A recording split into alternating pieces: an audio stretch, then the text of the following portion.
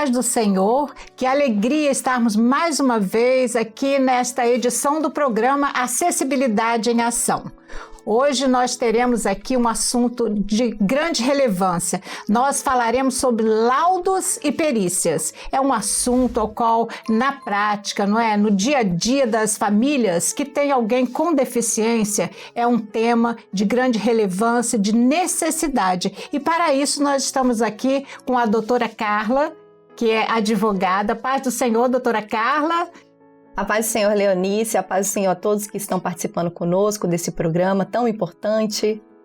E também estamos aqui com a doutora Ana, que é psiquiatra, está aqui conosco com especialidade em adolescência, na vida dos adolescentes. E hoje nós vamos aqui sobre esse debate sobre laudos e perícias. E para iniciarmos, eu vou pedir à doutora Carla que nos fale, doutora Carla, nós sabemos que já é difícil, para as famílias hoje em dia estar aí na concorrência, do emprego, a busca de algo para suprir, as necessidades do lar, muito mais ainda para famílias que têm um filho, o esposo, ou até mesmo a própria pessoa, a dona de casa ali com alguma deficiência. Doutora Carla, nos fale sobre isso, doutora Carla, sobre esses laudos, sobre as necessidades. Fale para nós, hoje com certeza teremos esclarecimento sobre esse tema. Leonice, esse programa de fato vai ser muito enriquecedor, porque nós temos aqui conosco a doutora Ana, que é psiquiatra e hoje, para requerer um benefício, hoje tem muitos problemas com questão da psiquiatria. Então, assim, para que é importante nós termos o conhecimento tanto de perícia quanto laudo médico? Porque todas as pessoas que precisam de um benefício, seja um benefício assistencial, que é o BPC, que muitas pessoas que têm alguém em casa, que tem alguma doença grave, uma deficiência, são socorridos por esse benefício assistencial. Elas precisam de laudos, precisam passar por perícia, como também aquelas que precisam de benefícios previdenciários, como o auxílio-doença, um benefício por incapacidade permanente, que é a aposentadoria por invalidez, até mesmo uma aposentadoria, doutora Ana, da pessoa com deficiência. Ela precisa de laudo médico e precisa passar por perícia. E também aqueles que são aposentados e pensionistas também precisam, porque quando vão requerer, se tem alguma doença grave, vão requerer isenção de imposto de renda, vão precisar de um laudo médico bem instruído e também passar por uma perícia no INSS ou no órgão concessor do benefício. Então, doutora Carla, para nortear então o início da nossa conversa, qual o tema que logo agora, o assunto que falaremos sobre a importância? Sabemos que temos vários assuntos a falar, mas comece já a falar sobre algo que é importante e que muitos deixam de ter esta informação por falta de esclarecimentos. Sim. Então, assim, como eu disse, para todos aqueles que vão requerer um benefício, seja ele previdenciário ou assistencial, ou até tributário, na questão do imposto de renda, sim, precisa fazer a solicitação no órgão concessor, ou no INSS ou no regime próprio de previdência. Quando ele fizer esse requerimento, vamos pensar no benefício assistencial, vamos pensar nas pessoas da acessibilidade, que às vezes precisam desse benefício. Quando ele fizer esse requerimento no INSS, o INSS ele vai ter que passar por duas perícias, não é só uma, duas perícias.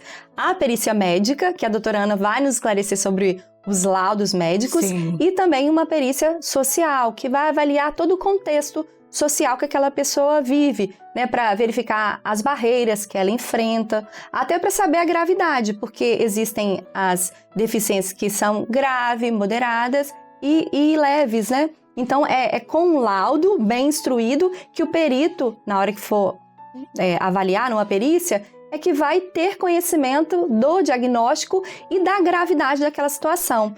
E a doutora Ana pode nos esclarecer, assim, como é um laudo, bem instruído, como precisa. Antes, doutora Ana, falar, vamos supor que eu sou aquele que está assistindo, Só queria organizar um pouco o meu entendimento. Nós estamos falando agora daquela família que já tem uma pessoa adulta em casa. Não necessariamente. Não necessariamente. Então, o que ela está falando é o seguinte, a dúvida em relação à acessibilidade é como conseguir um benefício. Então ela está explicando ali, para você, passo a passo. Vamos supor, você tem uma pessoa dentro da sua casa, um familiar, um parente e tal, que é da acessibilidade. E aí você precisa passar para saber, tem o direito a laudo? Tenho direito a aposentadoria, tenho direito a benefício. Como que é isso? Então, vai passar. O primeiro passo é você ir no médico, tá? O médico ali, ele vai te avaliar e vai ver que se você que tem uma deficiência, que tipo de deficiência? É uma deficiência leve? É uma deficiência moderada? É uma deficiência grave? É temporária essa deficiência? É permanente? Te dá direito ou não você ir para requerer qualquer benefício diante do INSS, tá? Então, isso é muito importante, porque você pode estar passando, por exemplo, por um enfrentamento que é apenas temporário. Eu fiquei doente e vou precisar me afastar do meu local de trabalho 6 meses, mas pode ser que você tenha um filho com deficiência e você é a única responsável no cuidado dessa pessoa. Então, é outro tipo de benefício. Então, o primeiro passo é buscar o laudo. Buscar o laudo médico. Esse laudo, né, doutora Carla, tem que ser descritivo. Sim. Que informe ao perito aquilo que você, como médico, está vendo. Não adianta você colocar assim, atesto que atendi fulana com diagnóstico X. Pronto, e manda pro perito. Não é, doutora Carla, é informação do perito? O perito precisa ter o nome da doença, precisa ter o CID, precisa ter o início do diagnóstico. Isso faz CID toda a o diferença. código, né? É o Código Internacional de Doenças. Isso, o Código Internacional de Doenças. Precisa saber o diagnóstico, desde quando. E uma coisa que a doutora Ana falou que é importante é para falar se essa deficiência ou doença é temporária ou permanente. Porque aí, se for temporária, vai dar direito a um benefício, um auxílio-doença. Se for permanente, uma aposentadoria por invalidez ou um benefício assistencial, se essa família fizer parte de uma família de baixa renda. Então, e o laudo, quanto melhor instruído, facilita na perícia. Porque imagina só, numa perícia do INSS, entra lá a pessoa que está requerendo o benefício e chega com um laudo com pouca informação. O perito não vai fazer, ele vai se basear por aquela documentação médica que a pessoa levou.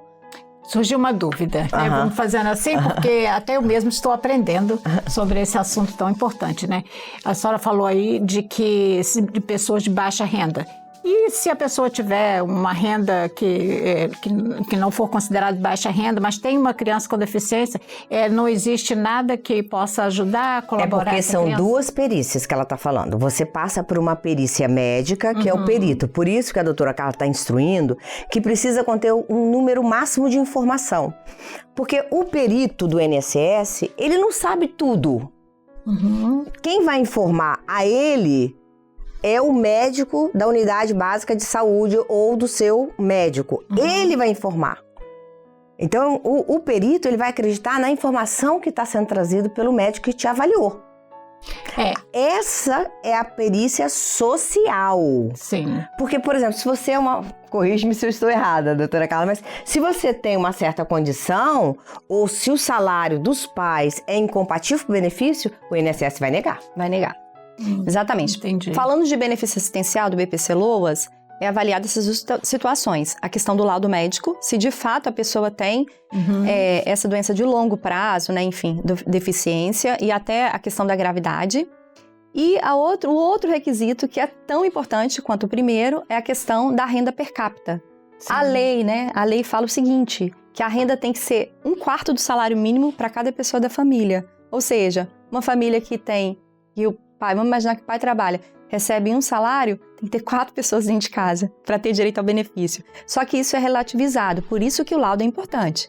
Vamos pensar, o INSS negou. Aquela mãe, né, aquela família vai para a Justiça Federal, né, que cuida dos benefícios, vai fazer análise, né? Que vai fazer análise, aí o juiz vai analisar toda aquela situação e o laudo, mais uma vez, o laudo, não só o laudo médico, mas toda a documentação médica, exames, prontuário. É importante estar instruindo bem o processo para aquela família mostrar o seguinte, olha, embora a nossa renda esteja superior a 1/4 de salário mínimo por cada pessoa da família, as necessidades do meu filho ou as minhas necessidades são muito maiores, eu preciso de um tratamento mais eficaz, não dá para ficar aguardando só pelo tratamento do SUS, preciso de uma coisa mais intensiva para uma melhora. Então, isso é justificável. Aí, nesse caso, mesmo ultrapassando a renda que fala a lei, é possível conseguir. É possível conseguir o benefício. Dentro dessa mesma conversa, a dúvida.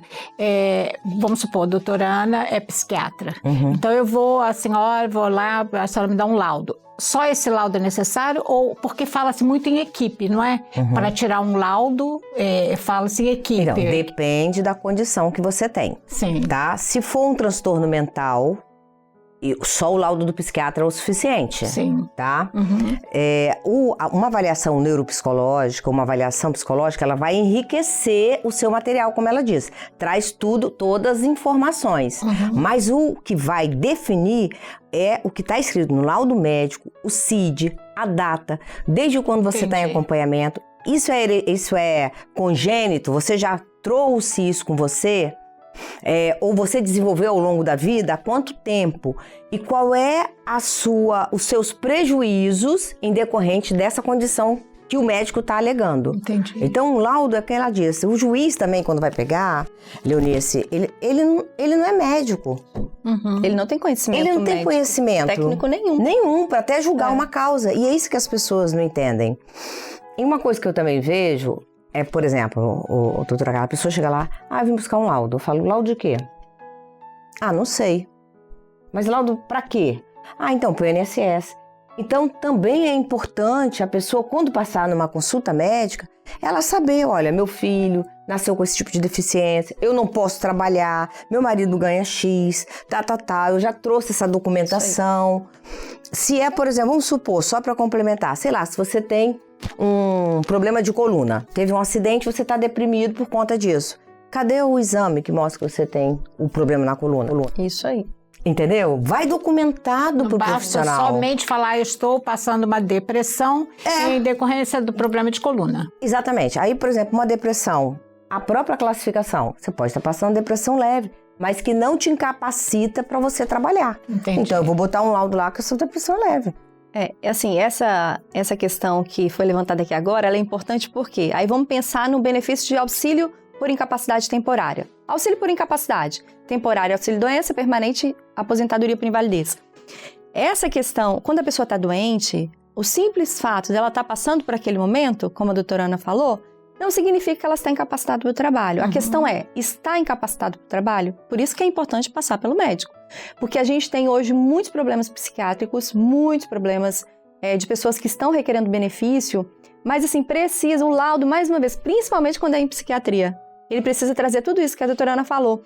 Como que está a situação dessa pessoa? De repente é uma pessoa que já tentou suicídio, já está uma gravidade muito maior, precisa ser levado para saber se aquilo vai ser temporário e o próprio psiquiatra vai dizer se aquilo vai ser, não te incapacita ou te incapacita. Porque em alguns problemas psiquiátricos é até importante a pessoa trabalhar, para ver se ela se desvincula daquela situação que ela está vivendo. O convívio social, né? Exatamente, para ter uma melhora. Sim. E quando a gente fala também dos transtornos mentais, é importante você entender que o transtorno mental ele é muito subjetivo. Isso.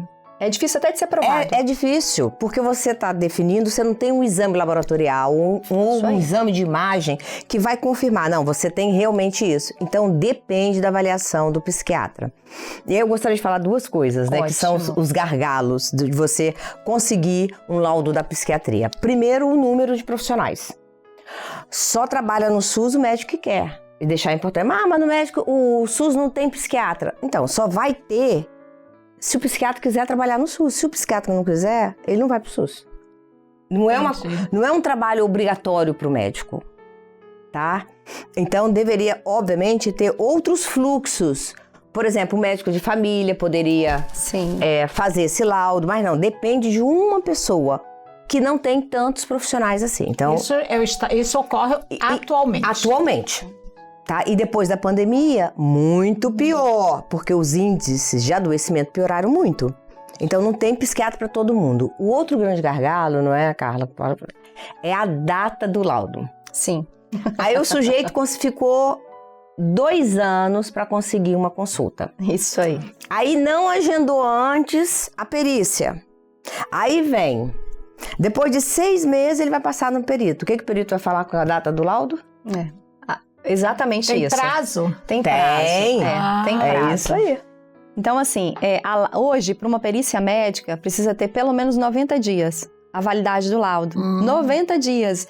Isso né? que, olha só, no SUS tá quase que impossível conseguir um psiquiatra. De fato, a pessoa fica lá sofrendo, aí que ela adoece. Porque ela adoece da ansiedade da espera, né? E a situação não se resolve, então fica muito tempo. Nem todos têm condições financeiras de pagar uma consulta com psiquiatra.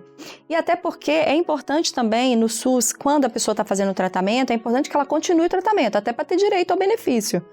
O tratamento médico ele é essencial. Se o SUS oferta e você já está no fluxo lá do tratamento, continua. E a questão da validade do laudo médico, é importante pegar do início, então, contemporâneo ao diagnóstico, eu descobri que eu estou com um problema de saúde mental ou de qualquer outra ordem. Já peço um laudo médico. Com a data contemporânea, aconteceu que, né, nessa data, então, eu já tenho esse laudo. E aí, ao longo do tratamento, pelo menos anualmente, vai pegando o laudo. Para ter um histórico. Igual receita, né? Receita de medicamento controlado. Isso, né? mas exatamente, tem os prazos, período, né? E aí, quando chegar no momento de realizar a perícia, esse laudo ele não pode ter mais de 90 dias. Então, assim, precisa ser um laudo recente. É então, bom, assim, tão bom esse esclarecimento, né? Porque as pessoas, às vezes, até perdem o tempo ali, numa fila, aguardando, né? E aí, todos os vieses que nós vamos estar falando aqui agora sobre a questão do laudo é porque, por exemplo, você passou por um problema momentâneo, você se afastou e depois você quer se manter afastado sem a necessidade. Acaba também você prejudicando o outro que está precisando do benefício. Entendi. Entendeu? Por isso a validade. Passa isso tudo por uma discussão interna. Se você amplia muito, o sujeito vai ficar muito tempo. E nem todas. Você tem seus enfrentamentos, todos nós temos. E é lógico, numa determinada situação, que nos impede de trabalhar. Mas é aquilo que nós estamos explicando, às vezes é uma coisa provisória, que não precisa ser permanente. Sim, não exatamente. Então, o médico, no momento de emitir o laudo, ele precisa também ter essa sensibilidade e falar assim, de fato, né? E colocar tudo. Por isso que é importante as informações. Quanto mais enriquecedora, mais o perito vai conseguir avaliar no momento de uma perícia.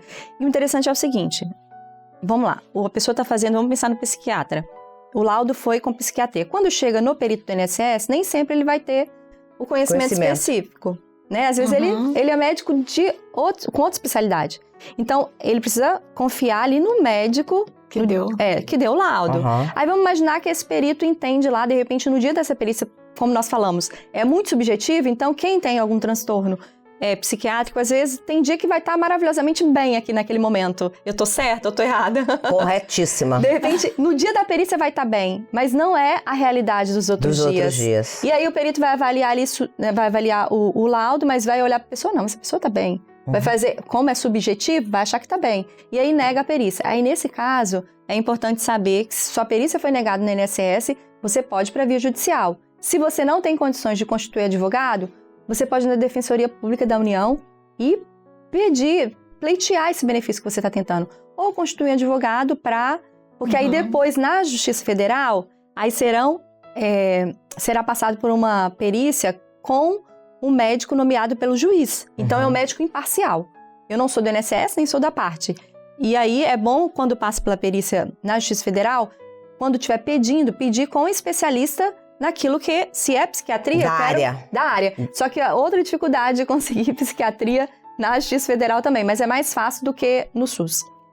Eu queria deixar também duas dúvidas aqui que aparecem muito. Por exemplo, a pessoa, para conseguir o LOAS, ela tem que ir lá no INSS ou pode, no CRAD, funciona direto? No CRAS. Funciona direto se ela for direto pro CRAS? Primeiro. Depende. Antes de responder, o que é LOAS? Vamos lá. A LOAS é a lei. Muita gente conhece o benefício da prestação continuada, o BPC, como LOAS. Só que LOAS é a lei. É um benefício. O benefício é o BPC. BPC é LOAS, todo mundo fala assim. Então, é aquilo que nós falamos no início aqui. É aquele benefício para uma pessoa de baixa renda. Sim. Idoso de 65, que não precisa ter nenhum problema de saúde. Então, ele não vai passar por uma perícia médica, vai passar só pela avaliação social. Ou para aquela pessoa que tem da acessibilidade, que às vezes é uma criança, né, que a mãe precisa, não pode trabalhar para ficar em função daquela criança. Então, não é a mãe que tem direito, é a criança. É a criança, deixar claro. E aí, exatamente, é a criança. Então, primeiramente, tem que ir no CRAS. CRAS né? O centro de referência mais próximo da sua casa, social. E aí, essa família vai se cadastrar no CAD único. Todo mundo da família tem que levar carteira de trabalho, os laudos médicos, já tem que levar laudo no CRAS. Isso pode ser feito até mesmo por internet, não é? O agendamento talvez, mas o agendamento pode, só que é presencial.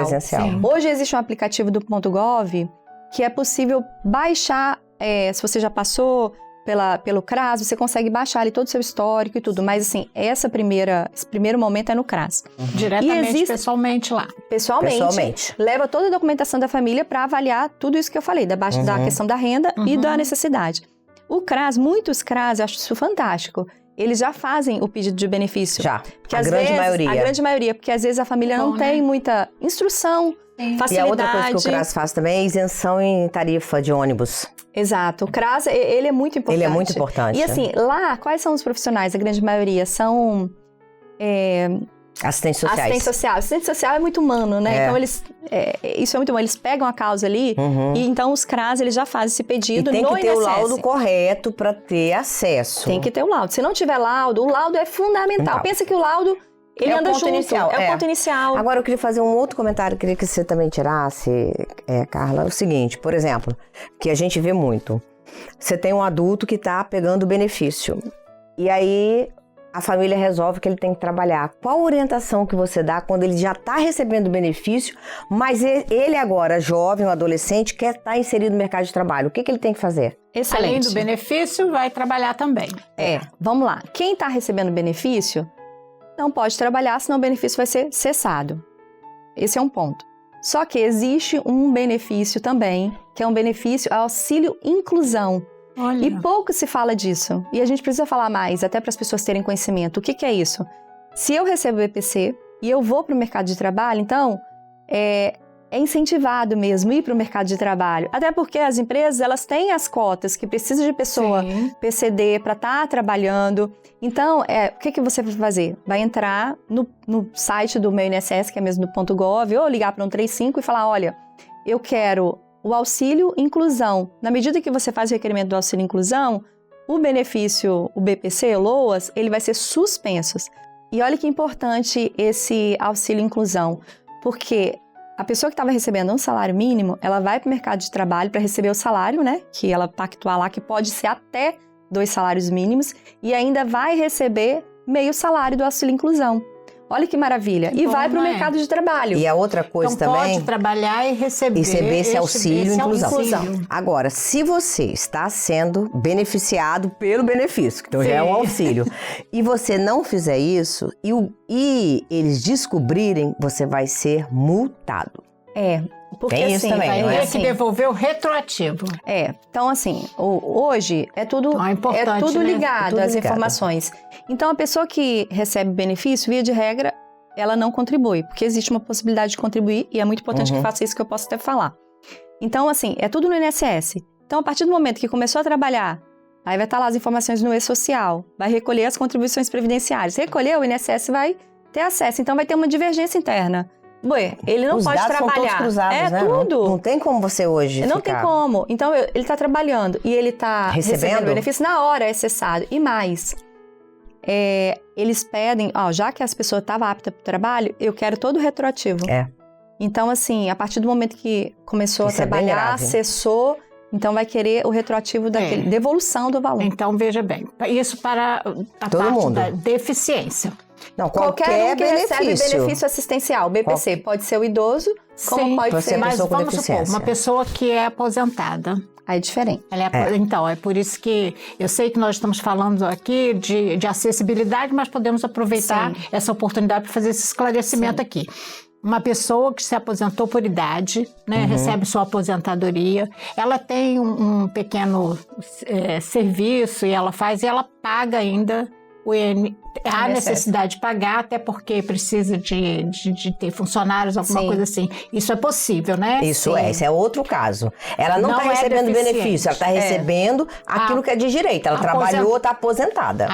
O aposentado, ele pode trabalhar normalmente. E é até bom que trabalhe, porque isso é uma renda. E ele vai estar contribuindo. Agora, voltando aqui para o BPC, quem recebe o benefício assistencial, BPC LOAS, pode contribuir para o INSS e é bom que faça isso. Criança Isso, nós não. estamos falando de pessoas com deficiência. Pessoas com deficiência que nunca contribuíram para o INSS ou contribuíram, mas que hoje vive de benefício assistencial, que é a SBPC. Ela pode contribuir, mas não pode contribuir como contribuinte individual, não pode ter MEI, não pode trabalhar de carteira assinada, porque senão vai cessar. Só que pode contribuir como facultativo. E é bom que faça isso, por quê? Não é bom viver de benefício assistencial pro resto da vida. Quanto tempo a pessoa pode viver recebe benefício? Pode receber pro resto da vida. Só que, se a situação não mudar, se continuar a mesma questão, né, ou da deficiência ou da doença, e se continuar numa família de baixa renda. Mas a gente está querendo que as pessoas prosperem, a gente né, torce por isso. Né? Viver de 1/4 de salário mínimo é muito pouco. Então é importante, assim, a família buscar o crescimento mesmo profissional, e mesmo que aquela pessoa nunca tenha condição de ir para o mercado de trabalho, ela pode também contribuir como facultativa. Até o pai, de repente a mãe parou de trabalhar para cuidar do filho. E a mãe para de contribuir, porque se ela contribuir e somar com a renda do esposo, vai ficar maior do que 1/4 e vai cessar, tipo assim, o benefício do filho. Então essa mãe que não está trabalhando, ela pode contribuir como facultativo, que é o código 1473, para amanhã ela conseguir se aposentar. O filho dela pode ter aposentadoria, ela pode estar aposentado, enfim. E puxando um gancho para sua fala, que é importante, porque assim, uma pessoa com deficiência que depende dos serviços assistenciais do SUS, ela não vai conseguir. É muito difícil, a fila é enorme. Né? Então, quando ela também procura prosperar, ela dá aumento de possibilidades dela estar em outros ambientes que estimulem aquela criança ou aquela pessoa com deficiência a obter todos os recursos necessários para que ela prospere ou para que ela tenha um estímulo dentro da sua deficiência. Porque depender só do Sistema Único de Saúde, nós temos aí, né, a gente vê os resultados. A base é muito grande, os profissionais são muito poucos e acaba não dando assistência devida ou adequada a todas as pessoas que têm algum tipo de deficiência. Quando a família prospera e tem um crescimento, ela está possibilitando também uma outra via para estimular essa deficiência, entendeu? Eu vou agora fazer uma pergunta, porque também está dentro do contexto. Eu tenho uma pessoa com deficiência em casa e eu estou já numa certa idade, doente, não posso dar uma assistência, os medicamentos àquela pessoa. Então eu preciso ter alguém em casa que fala, uma enfermeira, e eu não tenho condição de pagar. Como é que é nesse caso para eu receber essa ajuda? Existe isso? É necessário laudo? Não, o que existe, assim, isso aí, dessa forma não, mas o que existe, se a pessoa for... Imagina que a pessoa que está doente em casa, se ela for aposentada por invalidez, se a aposentadoria dela for por invalidez, só por invalidez que serve, pode ser que se ela precisa de ajuda de terceiros, existe um benefício que é 25% em cima daquilo que ela recebe. A pessoa recebe de aposentadoria por invalidez, ela vai receber mais 25% justamente para ajudar, né, custear esse terceiro que fica em função. Então existe não há necessidade de laudo. Tudo precisa de laudo. Tudo precisa, porque senão você vai chegar lá, já pensou, todo mundo ia chegar lá, eu quero benefício. Precisa de terceiros. Precisa de uma confirmação desse diagnóstico, daquilo que você está falando. Então isso significa que hoje nós estamos aqui com as duas peças fundamentais juntas. Sim, para conseguir qualquer benefício. Essa dupla aqui agora, nós estamos valendo ouro hoje. Exato. Que maravilha, porque, né? Porque assim, a gente falou de tudo e ainda tem a aposentadoria, né, do PCD, que a pessoa tá ótima pro trabalho, mas tem alguma deficiência. E aí ela pode se aposentar antes, só que mesmo assim ela vai passar pela perícia e vai precisar de um laudo médico. Precisa de laudo. Tudo precisa. E precisa de uma boa informação de um bom advogado. Então, como eu disse, hoje essa dupla aqui tá valendo ouro aqui. Maravilha. Hoje nós tivemos, né, esses esclarecimentos. Nós temos o nosso e-mail, acessibilidade@presbiterio.org.br. Dentro desse assunto, se você aí em casa ainda tem alguma dúvida, pode colocar lá a sua dúvida, nós iremos responder. E também, né, doutora Carla e doutora Ana, estaremos em outra oportunidade aqui, dando continuidade. Com certeza. Vamos colher essas dúvidas e estaremos aqui novamente com esse assunto, essa união aí do laudo e da perícia. E a vocês que estão aí nos assistindo, nós queremos agradecer por estar conosco, não é? E No próximo programa estaremos juntos novamente, mas antes eu gostaria que a doutora Carla e também a doutora Ana deixassem uma mensagem final aí para aqueles que estão nos assistindo. Vamos começar pela doutora Carla. Bom, primeiramente é assistir esse programa e tantos outros para você ter informação para requerer todos os seus benefícios, acessar os benefícios, porque a informação ela é muito rica, né? Porque ela nos ajuda a conhecer dos nossos direitos, a conhecer o passo a passo que a gente precisa para acessá-los. Então, a minha dica, a minha mensagem para você é essa. Então, a minha vai ser o seguinte: é muito importante você ter o conhecimento antes de você marcar no INSS. Se você não tem, cuidado também com os serviços, né, de advocacia que são oferecidos, buscando apenas benefícios financeiros. Ligue para o INSS, se informe. Eu não consigo entender, então leve uma pessoa que consiga. Anote tudo, porque o próprio INSS ele vai te dar o passo a passo. Então você anote para você não ter dúvida. Como que eu faço? Peraí, deixa eu anotar aqui. Ou a pessoa que está te acompanhando, tá? Porque assim, é possível. O nosso sistema, tanto do previdenciário, o nosso sistema do SUS de saúde, pode ter milhões de falhas, mas, gente, é sensacional. Nós temos quantos milhares de brasileiros têm sido ajudados, mas você precisa estar no caminho correto. E no caminho correto exige informação adequada. Tá? Não pode pegar atalho. Quando você pega atalho, você não chega lá. Então, vá no caminho correto, ligue para o INSS, leve uma pessoa para te ajudar, pega as informações e aí você vai atrás das informações que eles estão solicitando e como deve fazer, tá bom? E sucesso. O mais importante, você não desistir. Você que é o cuidador da pessoa com deficiência, não desista.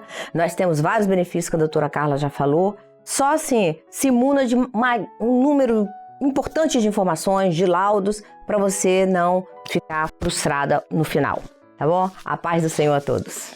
Que maravilha, não é? Estamos finalizando o nosso programa e desejamos a todos a paz do Senhor.